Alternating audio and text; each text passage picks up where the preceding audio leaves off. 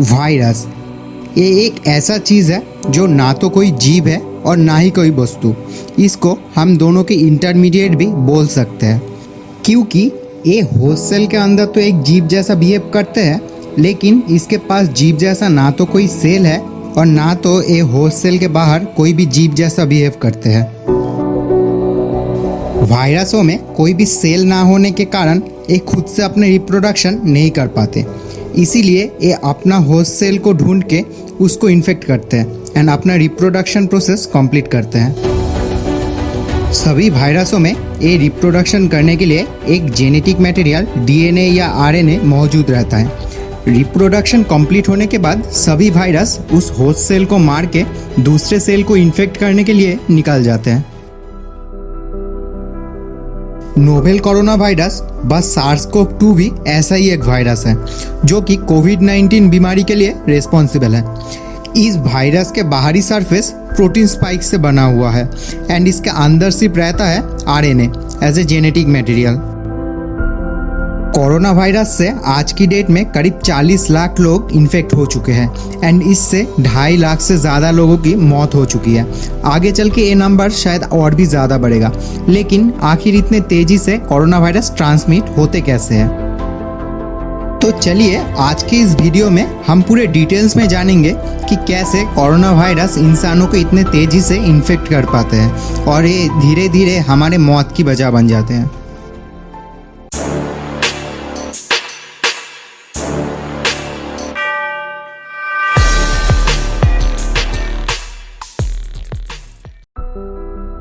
जब भी कोई कोरोना इन्फेक्टेड पर्सन छींकता है, उसके साथ साथ बहुत सारे ड्रॉपलेट्स बाहर आते हैं जिसमें रहते हैं करोड़ों कोरोना वायरस। अभी ये कोरोना वायरस नियरेस्ट पर्सन के मुंह, नाक या आंखों की मदद से शरीर में प्रवेश कर जाते हैं। शरीर में प्रवेश करने के बाद सबसे पहले ये वायरस गले के सेल्स को अटैक करते हैं। कोरोना वायरस के बाहरी पोर्शन में लगा हुआ प्रोटीन स्पाइक्स ह्यूमन सेल्स के रिसेप्टर के साथ अटैच होके वायरस ह्यूमन सेल के अंदर एंटर करते हैं। लेकिन कोई भी वायरस किसी भी ह्यूमन सेल को इन्फेक्ट करने के लिए वायरस का स्पाइक प्रोटीन ह्यूमन सेल के रिसेप्टर के साथ मैच होना चाहिए, नहीं तो ये वायरस ह्यूमन सेल के अंदर एंटर नहीं कर सकते। इसीलिए ही कोरोना वायरस के 3 strain SARS, MERS and novel corona virus को छोड़ के कोई भी दूसरा कोरोना वायरस का स्ट्रेन इंसानों को इन्फेक्ट नहीं कर पाते। अब सेल के अंदर जाने के बाद कोरोना वायरस दूसरे वायरस जैसे सेल के न्यूक्लियस पे अटैक नहीं करते, उसके बदले ये उस सेल के राइबोसोम पे अटैक करते हैं। राइबोसोम सेल के एक पार्ट होता है जो कि सेल के जेनेटिक मटेरियल को यूज करके प्रोटीन प्रोड्यूस करता है। लेकिन कोरोना वायरस राइबोसोम पे अटैक करने के बाद राइबोसोम उस वायरस के जेनेटिक इंफॉर्मेशन को यूज करके वायरल प्रोटीन प्रोड्यूस करने लगता है। ये वायरल प्रोटीन उसके बाद आरएनए से मिलके नया वायरस जन्म देता है। ऐसे ही एक वायरस से बहुत सारे वायरस प्रोड्यूस होने के बाद वो वायरस होस्ट सेल को मार के दूसरे सेल को इन्फेक्ट करने के लिए निकल जाते हैं। लेकिन ये वायरस आखिर इंसानों की मौत की वजह कैसे बनते हैं? तो इसको जानने से पहले हमें थोड़ा ह्यूमन रेस्पिरेटरी सिस्टम के बारे में समझना पड़ेगा।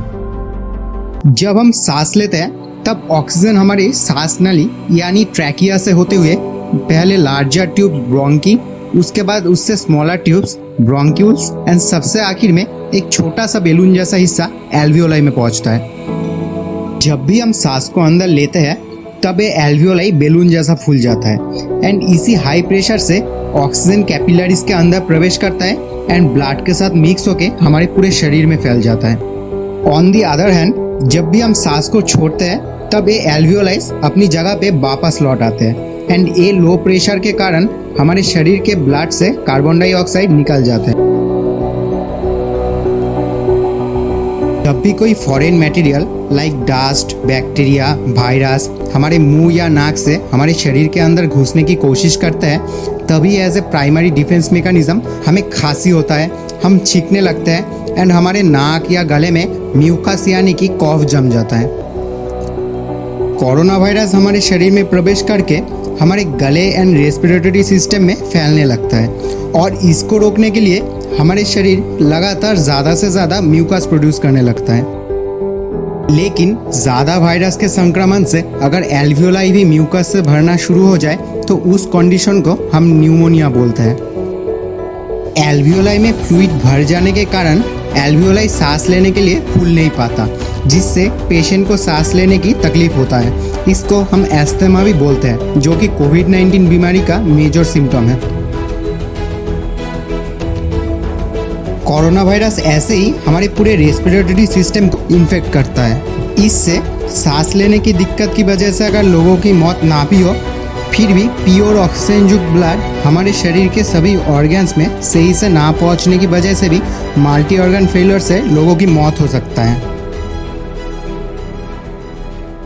आई होप अभी आप अच्छे से समझ गए होंगे कि कैसे एक छोटा सा वायरस इतने इंसानों की मौत की वजह बन गया है।